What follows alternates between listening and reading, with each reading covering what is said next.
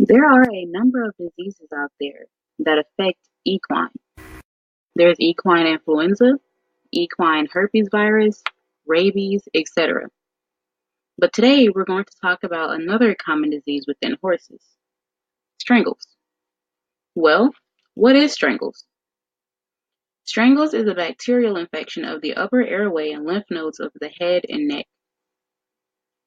Enlarged lymph nodes often lead to abscesses, which are localized accumulations of pus. Foals are more susceptible to getting strangles than older horses due to a weaker immune system. When it comes to administering vaccines, you have diseases that you must vaccinate for due to potential fatality, which are the core diseases like rabies. Then you have diseases where a vaccine is up to the owner and depends on the lifestyle of the horse, which are the non-core diseases. Strangles is considered non-core. Another name for strangles is distemper. There's also a distemper in canines, but canine distemper is more severe. Unlike canine distemper, most horses will not die from this disease.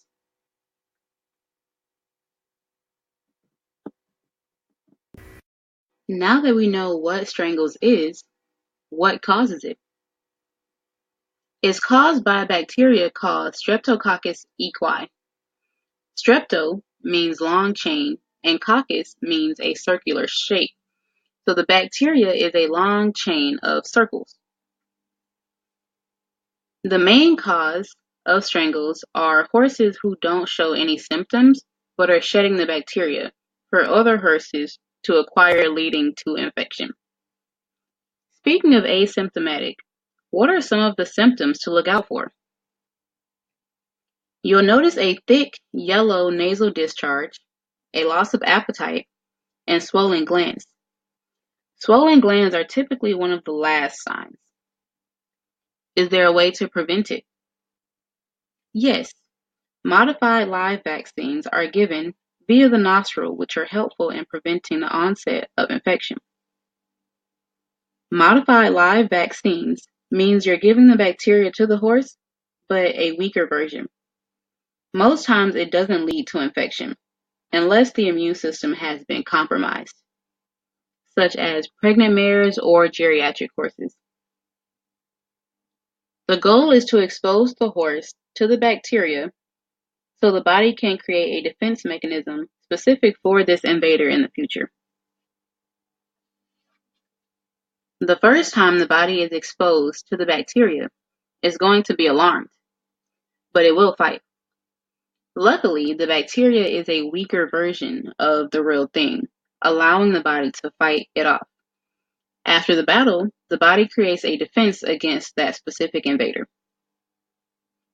Now, when the body encounters the real bacteria, it's prepared and ready to fight. Intranasal vaccines are sprayed as a light mist onto the mucosal lining of the respiratory tract. This simulates natural infection by placing the bacteria at the site where local immunity naturally develops. This type of administration covers a broad area of the lining within the nostril and pharynx. Benefits to intranasal include less discomfort for the horse compared to intramuscular injections. IM injections often lead to muscle soreness. Just know that one vaccine will not prevent infection forever. Annual boosters are required. By keeping your horses, specifically your foals, up to date on the strangles vaccine, you'll end up with this. A healthy horse is a happy horse.